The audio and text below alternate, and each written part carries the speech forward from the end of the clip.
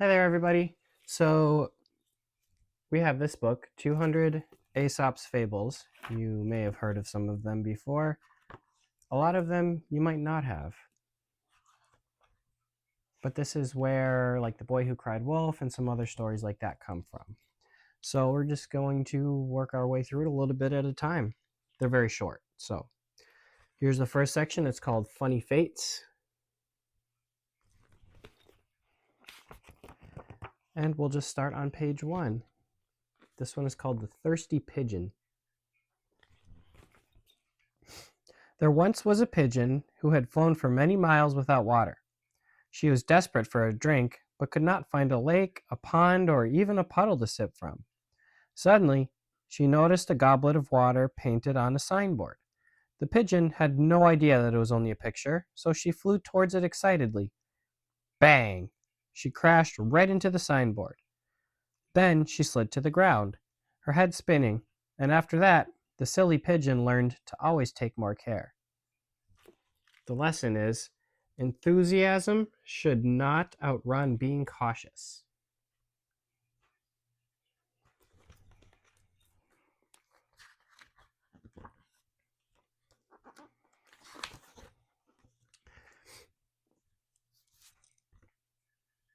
This one is called The Frog and the Ox, and there aren't any pictures. Once upon a time, a young frog was sitting with his father by the side of a pool. The pool was shady and cool, and the frogs were sitting happily among some rocks. They watched for passing flies, minding their own business and chatting to pass the time. "Oh, father," said the little frog, "I have seen such a terrible monster. It was as big as a mountain, with horns on its head and a long tail, and it had hooves divided in two." "Hush, child, hush," said the father frog. "That was only Farmer White's ox. It isn't so big either, and may be a little bit taller than I, but I could easily make myself quite as broad, just you see." With that, the frog blew himself out, and blew himself out, and then blew himself out. "Was he as big as that?" he asked. The young frog looked and thought for a second. "Oh, much bigger than that," he said, shrugging his shoulders. Again, the father frog blew himself out, and blew himself out, and blew himself out. Then he asked his son if the ox was as big as that. The little frog looked and thought for a minute. "Bigger, father, bigger," he replied, shaking his head. So the father frog took a deep breath and blew himself out, and blew himself out, and blew himself out. And he swelled, and he swelled, and he swelled. And then he said, "I'm sure the ox is not as big as..." But at that very minute, all the breath whooshed out of him, and he flew up and away, zipping around like a balloon. "Wow," said the little frog. "The ox was big, but he couldn't do that." The lesson in that one is pride comes before a fall.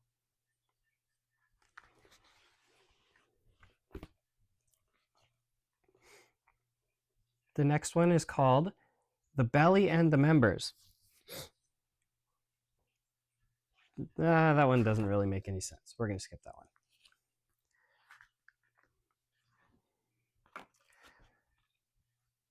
Let's try this one. The Fox and the Grapes. It was a hot summer day, with the gentle breeze rustling the leaves of the trees and the bees buzzing lazily around the nodding flowers in the meadows. A fox came strolling through an orchard, humming happily to himself, when he suddenly noticed a bunch of juicy grapes just ripening on a vine. The fox licked his lips. "Those delicious grapes would be just the thing to quench my thirst," he said to himself. But the only problem was, he couldn't reach them. The vine was hanging on a branch way up overhead. Nevertheless, the fox was determined to have the grapes for himself. He stepped back several paces, took a run up, and jumped as high as he could. He just missed. "If at first you don't succeed, try, and try again," said the fox, turning round to try again. "1, 2, 3. He counted, and he was off, jumping up even higher than before. But again, the fox could not reach the grapes. Again and again he tried to reach the tempting morsel, until he was even redder in the face than usual, and quite worn out. All the creatures in the orchard, from the worms to the bugs and the birds, were laughing. At last, the fox had to admit defeat, and he gave up. As he walked away to the sound of sniggering, he stuck his nose in the air and said, "I'm sure they're sour anyway." The lesson in that one is, it's easy to look down on what you cannot get.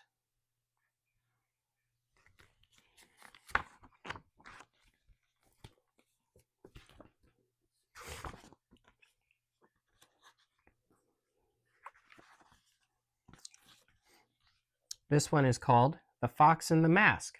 There's a lot of foxes in this book. There was once a fox who got into the storeroom of a theater. He strolled around, examining the scenery, costumes, and props, wondering what everything was.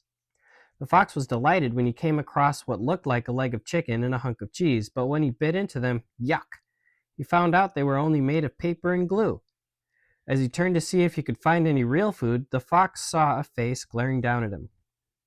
He sprang back in fear, but the face didn't move.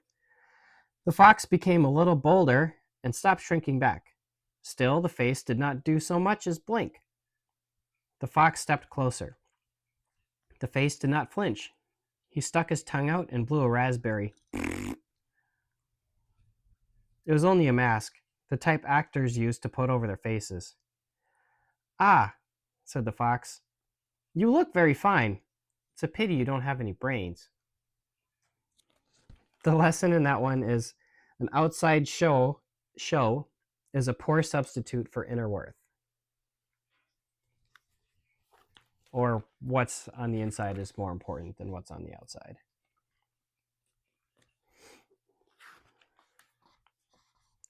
The Man and the Satyr. That is a satyr, or a faun. It's an old fantasy creature. Long, long ago, creatures called satyrs, which were half man and half goat, lived alongside humans. One bitterly cold winter's night, a man had lost his way in a deep, dark wood. As he was trying to find his way home, he stumbled across a satyr who was gathering firewood. The satyr was kind and helpful. As soon as he discovered that the man had lost his way, he asked him back to his own house. "You can stay with me for the night," the satyr offered. "I will guide you out of the forest in the morning." The man gratefully accepted the satyr's offer and went along with him to his little wooden hut. As they walked through the forest, the satyr noticed that the man kept raising his hands to his mouth and blowing on them. "I hope you don't mind me asking, but why do you keep doing that?" asked the satyr. "My hands are numb with the cold," said the man, "and my hot breath warms them up." "I see," said the satyr thoughtfully, and continued leading the way to his home. The little wooden hut isn't much further on, which the man was very glad to see. The little wooden hut wasn't much further on, which the man was very glad to see. Soon the pair were both inside the warm, and the satyr put a steaming bowl of porridge before the man, who happily picked up a spoon to eat. But when he raised the spoon to his mouth, he began blowing upon it. The satyr looked puzzled. "May I ask why you're doing that?" he said. "Well, the porridge is too hot, and my breath will cool it," explained the man. To the man's great surprise, the satyr suddenly stood up, opened the door, and bundled him out into the cold and dark. "Out you go," said the satyr. "I'm not sure what you are, but I will have nothing to do with you. If you can blow hot and cold with the same breath, you must be dangerous." But, but, the man tried to explain, but he was talking to the outside of the door. The moral is, never trust a changeable person. I'm not really sure what that even means, so just take that one for fun.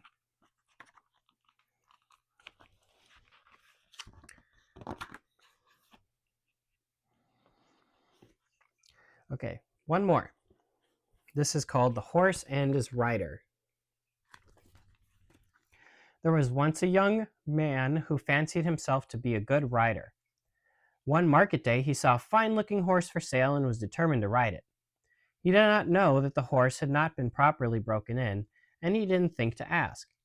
He just climbed a nearby fence and dropped onto the horse's back regardless. The second the horse felt the rider's weight in the saddle, it set off at full gallop, with the young man hanging on for dear life. One of the rider's friends saw him thundering down the road. Surprised, he called out, "Where are you off to in such a hurry?" Gasping for breath, the young man pointed to the stallion and replied, "I have no idea. You have to ask the horse." And the lesson in that is act in haste, and you will have to go along with the consequences. Or think before you do stuff. Like jumping on a horse that doesn't belong to you. Okay, take care. We'll see you later.